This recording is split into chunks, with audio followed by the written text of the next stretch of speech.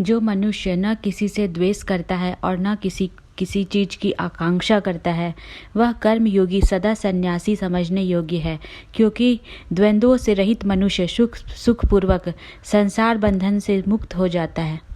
परंतु कर्म योग के बिना सांख्य योग सिद्ध होना कठिन है। मननशील कर्म योगी शीघ्र ही ब्रह्म को प्राप्त हो जाता है।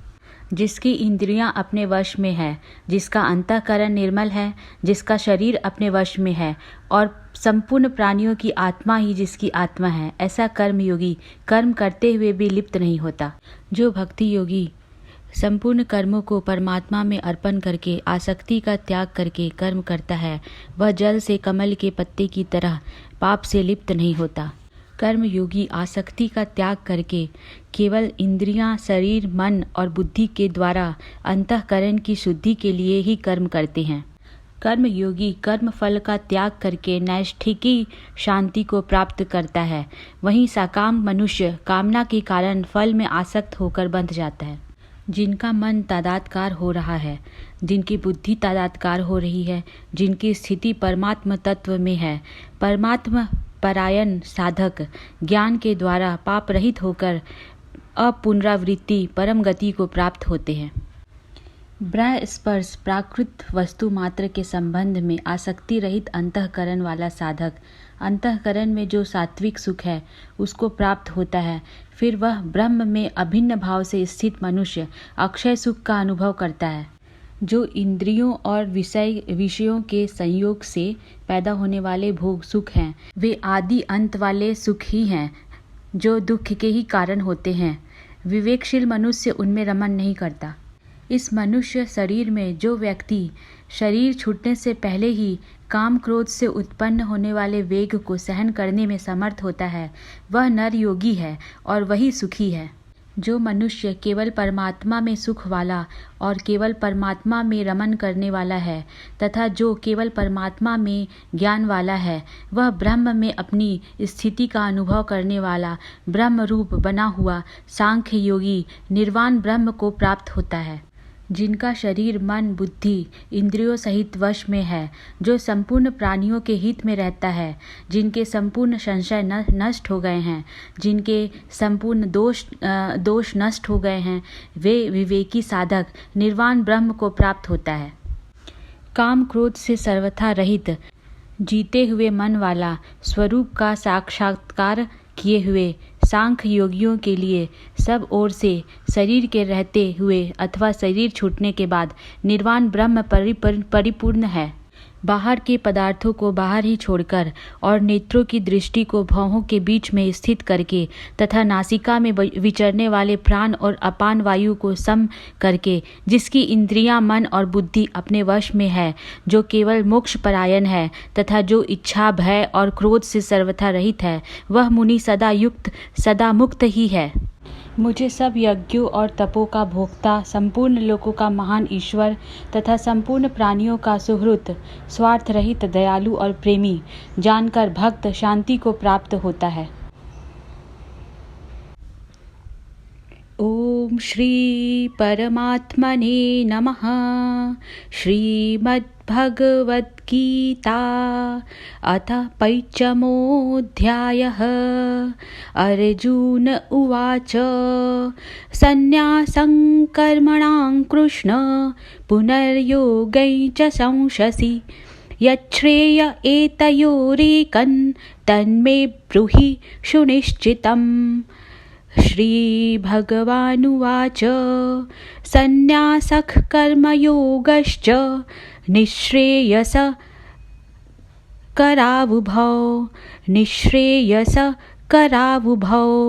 तयोस्तु कर्मसन्न्यासात् कर्मयोगो विशिष्यते। श्रेयस्स नित्यसन्न्यासी यो न द्वेष्टि न काङ्क्षति निर्द्वन्द्वो हि महाबाहो सुखं बन्धात् प्रमुच्यते। सांख्ययोगौ पृथक् बालाः प्रवदन्ति न पण्डिताः एकमप्यास्थितः सम्यग् उभयोर्विन्दते फलम्। यत्साङ्ख्यैः प्राप्यते स्थानं तद्योगैरपि गम्यते। एकं साङ्ख्यै च योगै च यः पश्यति स पश्यति। संन्यासस्तु महाबाहो दुःखमाप्तुमयोगतः। योगयुक्तो मुनिर्ब्रह्म न चिरेणाधिगच्छति। योगयुक्तो विशुद्धात्मा विजितात्मा जितेन्द्रियः। सर्वभूतात्मभूतात्मा कुर्वन्नपि न लिप्यते। नैव किञ्चित् करोमीति युक्तो मन्येत तत्त्ववित्। पश्यन् शृण्वन् स्पृशन् जिघ्रन् नश्नन् गच्छन् स्वपन् श्वसन्। प्रलपन् विसृजन् गृह्णन् नुन्मिषन् निमिषन्नपि। इन्द्रियाणीन्द्रियार्थेषु वर्तन्त इति धारयन् ब्रह्मण्याधाय कर्माणि सङ्गं त्यक्त्वा करोति यः। लिप्यते न स पापेन पद्मपत्रमिवाम्भसा। कायेन मनसा बुद्ध्या केवलैरिन्द्रियैरपि योगिनः कर्म कुर्वन्ति सङ्गं त्यक्त्वात्मा शुद्धये। युक्तः कर्मफलं त्यक्त्वा शान्तिमाप्नोति नैष्ठिकीम्। अयुक्तः कामकारेण फले सक्तो निबध्यते। सर्वकर्माणि मनसा सन्न्यस्यास्ते सुखं वशी। नवद्वारे पुरे देहि नैव कुर्वन्न कारयन्। न कर्तव्यन्न कर्माणि लोकस्य सृजति प्रभुः। न कर्मफलसंयोगं स्वभावस्तु प्रवर्तते। नादत्ते कस्यचित् पापं न चैव सुकृतं विभुः। अज्ञानेनावृतं ज्ञानं तेन मुह्यन्ति जन्तवः।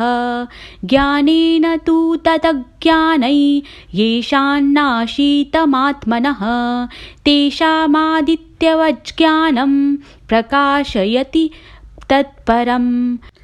तद्बुद्ध्यस्तदात्मानस्तन्निष्ठास्तत्परायणाः गच्छन्त्य पुनरावृत्तिं ज्ञाननिर्धूतकल्मषाः। विद्याविनयसम्पन्ने ब्राह्मणे गविहस्तिनि शुनि चैव श्वपाके च पंडिताः समदर्शिनः। इहैव तैर्जितः सर्गो येषां साम्ये स्थितं मनः।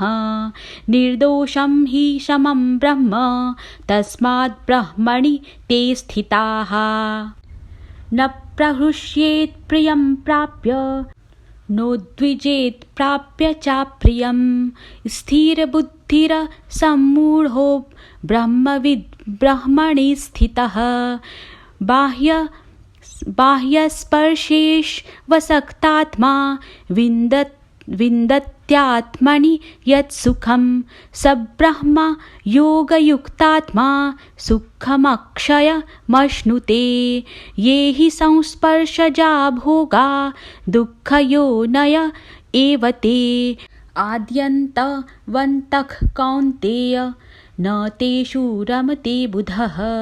शक्नोति हैव यः सोढुं प्राक्शरीरविमोक्षणात्। कामक्रोधोद्भवं वेगं स युक्तः स सुखी नरः।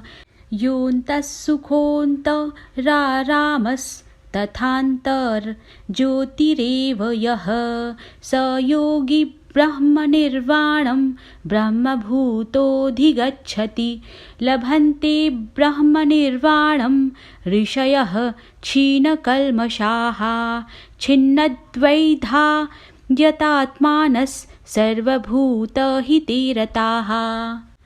कामक्रोधवियुक्तानां यतिनां यतचेतसाम् अभितो ब्रह्मनिर्वाणं वर्तते विदितात्मनाम्। स्पर्शान् कृत्वा बाह्यांश चक्षुश्चैवान्तरे भ्रुवोः प्राणापानौ समौ कृत्वा नासाभ्यन्तरचारिणौ यतीन्द्रियमनोबुद्धिर्मुनिर्मोक्षपरायणः विगतेच्छाभयक्रोधो यः सदा मुक्त एव सः भोक्तारं यज्ञतपसां सर्वलोकमहेश्वरं सुहृदं सर्वभूतानां ज्ञात्वा मां शान्तिमृच्छति। ॐ तत्सदिति श्रीमद्भगवद्गीतासु उपनिषत्सु ब्रह्मविद्यायां योगशास्त्रे श्रीकृष्णार्जुनसंवादे कर्मसन्न्यासयोगो नाम पञ्चमोऽध्यायः। ॐ श्रीकृष्णार्पणमस्तु।